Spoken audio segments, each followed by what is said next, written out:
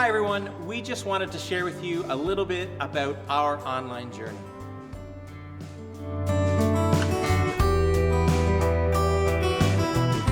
I think one thing that we can all acknowledge, and this is just creating a bit of vulnerable space for us all, but this probably has been, as Matt just said, for us, and I know for Jared, this probably has been one of the most challenging experiences, one of the biggest learning curves that we have all been on, and probably one of the most challenging experiences of our leadership. Yeah.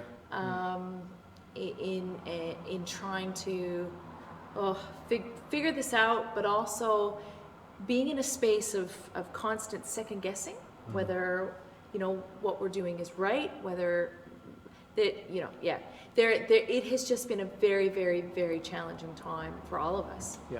And I think in that space, leaning on the guidance of the Spirit, right, and just listening to that leading.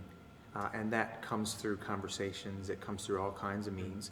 But I think for me, what's helped with that is just encouragement, right? The people of the congregation, after church on the couch, sending an email, sending a text and saying, you know what, I was blessed by this today. And it's not only the congregation, it's people from New Zealand outside, and it's people from the UK. And I mean, obviously we're Canadian, so it's people from Canada sending. You know what, my sister even has sent a message and said, you know what, you have no idea how much you've blessed me through this ministry. So that's what makes all of this worth it. The steep learning curve, the second guessing, it makes that worth it because we know that it's being effective for the building of the kingdom. And that's all that really matters. Yeah. Jared, you've commented on this a bit as well. I was going to say, there's a lesson in that for our church community, isn't it? I mean, for ourselves, but for our community as a whole, the value of encouragement, because we've needed that. I've needed that to get through. Yeah. I mean, Tim and Christy, you guys wrote about it in the newsletter, a couple of weeks ago about that, where the self-doubt has crept in, and I'm not normally someone that deals with that too much. I tend to, in volunteer leadership or leadership of the church, but also professionally, just make a call and feel, the gut that this is right or wrong, and also believe in you learn by doing, and sometimes you need that confirmation either way by just making a call. But I tell you what, these last 2 or 3 months, the lows have been significant, significantly lower than probably, and very swift changes between feeling really good about what we're doing, that we've made good decisions, that we've done a particular thing well, and then being in real doubt about how that's going to be received. And also a bit of that is the fact that, this is, I suppose, in some way, a snapshot of our church and us as individuals, and everyone that's been on screen or involved, a snapshot of who we are and what we do that is forever. It's going to be part of our lives, that people will be able to access this stuff at any time from anywhere. And so that's the extra weight of, we want to make sure that this is effective. That's right. That this is going to continually point, that there won't be distractions in this to stop people from engaging with us and therefore engaging with God. And so that's been a real challenge for me. And I know some of these guys next to me talk me through some of that, but that real roller coaster, being really confident about your skill set and what you do and the decisions that we've made, but also having this almost crippling self-doubt, which I think we've all spoken about, that we've never really experienced before in leadership. Certainly not to this magnitude. Not to this magnitude, and not for such a time frame. No. I mean, and we've come away from some of these experiences of worship together, kind of thinking, like you said, you second guess, but then in the end, when you receive that feedback, it's been, God has used our inadequacies to just glorify His kingdom, and it's been hit out of the park with effectiveness in people's lives. Or there's been moments when, when we decided that we would start splitting because we had to deal with kids at home and so on and so forth. Well, life goes on at home. That's right. Yeah. And you've come back and gone, Krista, that was one of the hardest ones yet. And then we've watched it on that Sunday morning, and I've been like, I don't see anything that you see. Yeah, because God's Spirit just takes covers, control of that. It covers it. You know what I mean? And somehow we're still, I don't know whether we're shocked or surprised. I mean, we've talked about this in our Sunday planning before, that sometimes where we haven't even touched base about particular things, as time has eluded us and it comes together, and we still let ourselves get in the way of what God is doing, and similar experiences going home and going, that's right. What was that? We should have done, like, can we please have a retake of that, please? Let's get all of that back again. And then you see it and the encouragement comes back and you realise that God is doing tremendous things through everyone that it hits. And I mean, it's been quite an interesting journey. It has been interesting. I think about Easter Sunday, which was probably one of our hardest. That was one of our hardest experiences, which nobody would have known watching Easter Sunday morning. No. But I mean, there was one plan in place because the Prime Minister had said, we're down to two in a row. And so we had made a plan. We had made a plan for that. You guys had taped the worship. I was getting ready to come in and just preach to a camera, and then that weekend, he opened it up. And we all went, okay, let's get 5 people on the couch. Let's do this. And then on that morning, we had technical issues and so on and so forth.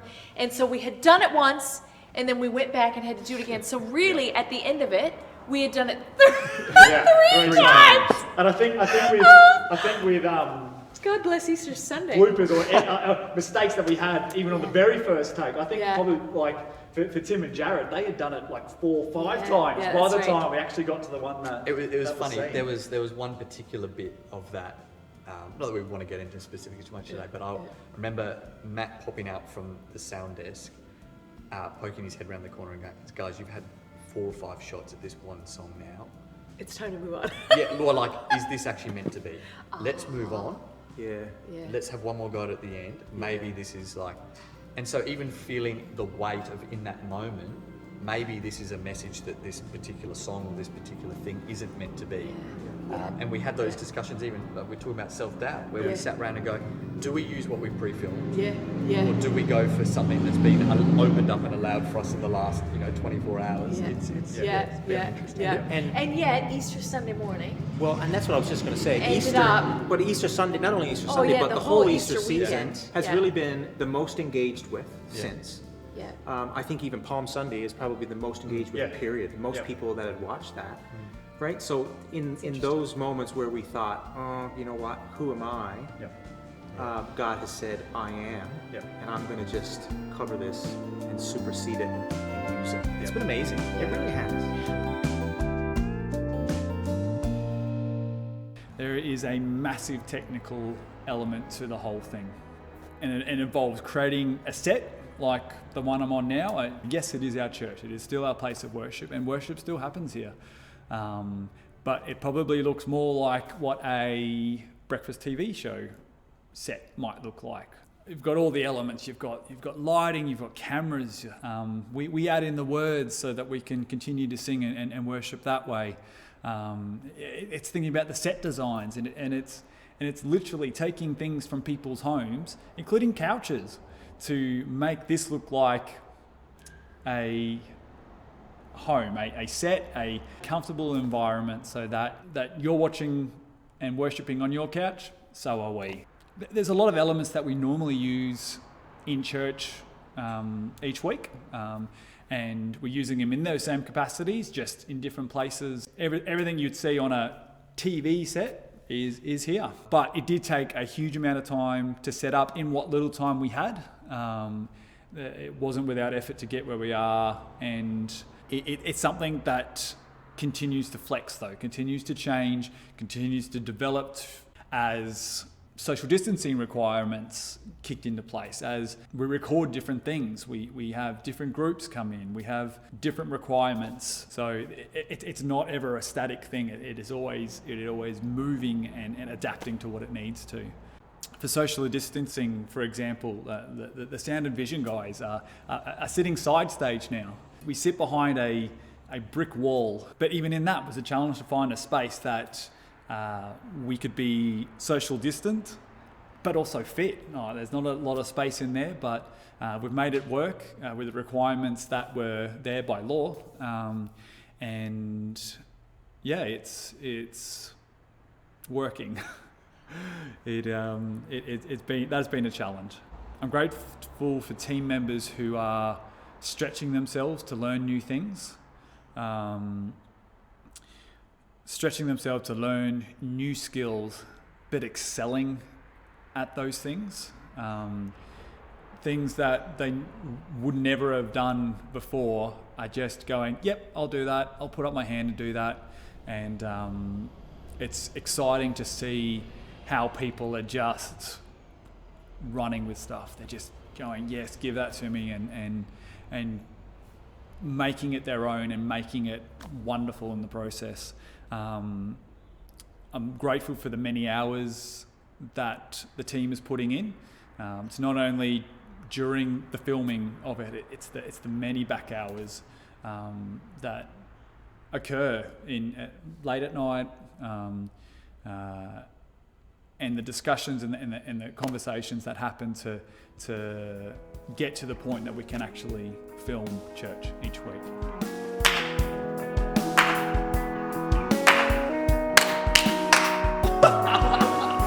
Maybe one person. Get our cards together. Sorry. Do you need more clapping? This has been a massive challenge for all of us. For me personally, it has stretched me to my limits. It's been a big challenge for my family, and I'm so incredibly grateful to my wife Karen for the massive load she has taken up at home during this time, and something that I couldn't do what I do if it weren't for her. So I'm so grateful for her. And it's been the biggest challenge for our church to, within days, change the entire way that we do church. And it is only through God that we were able to do what we did. And I know He's working in ways that I can't see, working in people's lives in ways that I can't see. And whilst it's challenging, it's exciting to see what He can do with this process. It's amazing.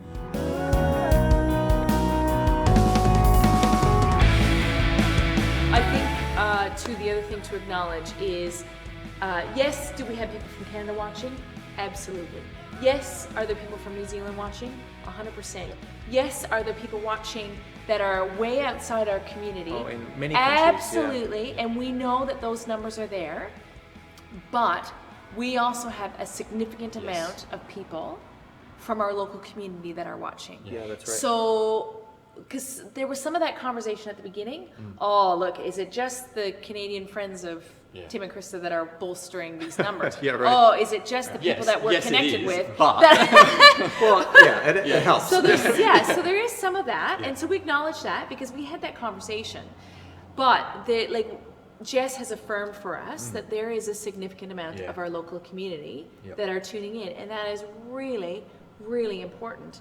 And to say that there are some people in our immediate community whom we've built relationships with, but we haven't been able to get them into church, are watching faithfully every Sunday. And we see them come up, and I've had conversations with them. And one such conversation recently has been, look, you know that Bible thing that you keep talking about that you can get an app. Can you help download that on my phone? And I think that's amazing. That's a win. That's a win for the kingdom, right? Right there. A win for the kingdom. Yeah. So that's an example. We have even some of our, friends of our kids that are friends on Facebook that I see that are tuning in that I know are not Christian people that are jumping on because they're just seeing it on our newsfeed, and that's very cool. And I know like at home we harp on about sharing and all that, but your ability to just click share increases the engagements like you and wouldn't the believe. reach, Yeah. 100%. I So- mean, we've said that on screen and we've Yep. written it in emails, but you're right, Matt. I mean, share. That's as not, much we're as not possible. jokingly saying that. No, We're not no. saying that as a, ah, ha, ha. We're saying, no, if you want to spread the gospel, if you want to help us in a very easy way, then comment, Yep. share, right? And Yep. that just, and like the videos. Yeah. It's all those things that just adds to the ability of that message to expand and grow. And we can see the evidence for it. Like people who don't know the backgrounds of Facebook and all that, there is data coming out of the ears Yeah. on stuff like this. Yeah. And And- the days where people have engaged Yeah. and liked and shared are the days where we know more people have engaged with that post and then engaged in other posts Yeah. Yeah. or other things other content that we've put up as yeah. well. And so this is what Jess is watching, and the algorithms and blah, blah, blah, Yeah. all the stuff that we don't understand. Yeah. She's compiling all that and telling us, okay, you know, you can do something this way, you can do something that way. And maybe I do think it's important to acknowledge that, you know, a couple of years ago, we did make the decision to invest more in our social media, and that is really paying off right now in big dividends. Yeah. And so we're grateful to Jess. Very and true. to all of Louise. without anyone sharing, now we don't want to get too much into numbers, Yeah. but without anyone sharing, there's well over 2,000 now people Yeah. that have liked our Facebook page Yes. that will see our church. Yes. That's yeah. without And anyone that's just, sharing. yep, Yeah. That's 2,000 people. Yeah. At Right there. 9:30 on a Sunday morning. yeah. That will yeah. at least have to see it and make a conscious decision whether they view it Yeah. or scroll past it. So I want to just say talk about one more thing. Yep. And that is, what does this change for us? Now, that is a really, really big question, and we're not looking for any big revelations in that. We've learned some significant things, very much so. The one thing that is definite, that's foundational, that we all know and we're all aware, is that we have to stay online in a larger capacity, and we Yeah. know that. But what is that? You know, if we were to say that immediately, like, what does that mean? Like, what does that create? What if, you know, for people who are watching, what should they be praying for? What should they be? Yeah. I think it's the clarity in the answer. We've along the line we've talked about the ups and downs and all that, but the whole way through, at some point, we've got a real clear answer that we've all been able to align on. Yeah. And at the moment, we're all fuzzy. We're Yeah, all. yeah. What does this look like? Come potentially July. Yeah. What does it look like as we start coming back face to face? Yeah. And we don't know. Yeah. Like, I guess we're still being a bit conscious of, will we get a second spike and all that? But I think I'm struggling in my own self to know what God's direction is, other than there's certain clear things. Yes, Yeah. we're going to be online. Yes. How do we do the re-engagement of people stuff again? Yeah, absolutely. And I think, you know, what it comes down to for me is that this online space doesn't now, you know, like you said, when we come back face to face and things get back to, I'm reluctant to say normal, A new whatever, normal. new I would say normal, new whatever normal, but- normal looks like after all of this, that the online stuff is not just an additional thing that we do, but it kind of weaves its way Into everything. into life here at Carindale Salvos. It's another way that we can do ministry effectively, and so that can exist in any of the areas, not only church, but it's some of the programs that we do, and how does it all fit, and how does it all enhance the ministry that's already there, right? Well, it's been said that this has pushed the church in general, like just the church. The church. Yeah. It has pushed us 10 years, 20 years Yeah. into the future, right? Yeah. And so it would be very wrong for us to just go, "Oh, okay, and walk back Yeah. 20 can't years. afford to do that. We can't afford to do that. No. We can't afford to, on a very practical level for us, for our church, we can't afford to have built all these connections and these open doors and then just go, no thanks. Yeah, yeah. We back We'll to go what back into our we little go back church. to what we do, and we go back to what we know. Yeah, because I think God has expanded our vision. 100%. I think that's what's happened. Yeah. God has said, you see, what you were seeing was this. And so through all of this, and we talked about perspective early on, Yeah. he's pulled us back.